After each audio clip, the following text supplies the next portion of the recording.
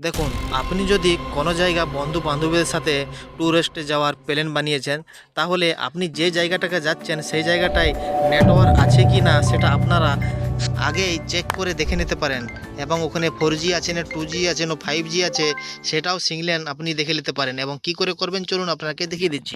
প্রথমে আপনারা কি করবেন, গুগলে আপনারা লিখবেন, এই জিনিসটা লিখে আপনারা গুগলে সার্চ করবেন। প্রথমে যে ওয়েবসাইটটা আসবে ওটাতে আপনারা ক্লিক করে দেবেন।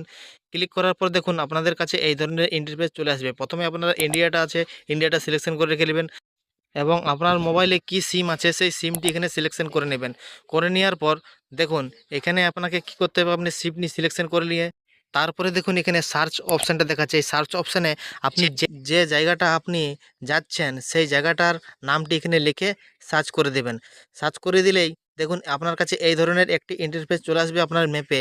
তারপরে আপনারা এই জিনিসটা বুঝতে পারছেন না তো এটা কি জিনিস, দেখুন এইটা দেখুন নিচ দিকে একটু স্ক্রল করে নিয়ে আসবেন। আসার পর দেখুন আপনাকে এই জিনিসটার মানে দেখিয়ে দিবে। দেখুন স্ক্রল করে নিচ দিকে নিয়ে আসুন, এখানে দেখুন আপনাকে কালার দিয়ে দিয়েছে। এই কালারটা হলে 5G, এই কালারটা হলে 4G প্লাস এবং এটা 4G, এটা 2G, এরকম করে আপনারা দেখুন কালারটা আপনি দেখুন কি কালারের বেশি এখানে অপশান দেখাচ্ছে সেই কালারটি দেখে আপনি বুঝে নিতে পারবেন এখানে এই ধরনের বেশি টাওয়ার আছে 2G, 5G, 4G, 4G plus. ঠিক আছে, তাহলে আগেই আপনারা এই জিনিসটা চেক করে দেখে নিতে পারেন।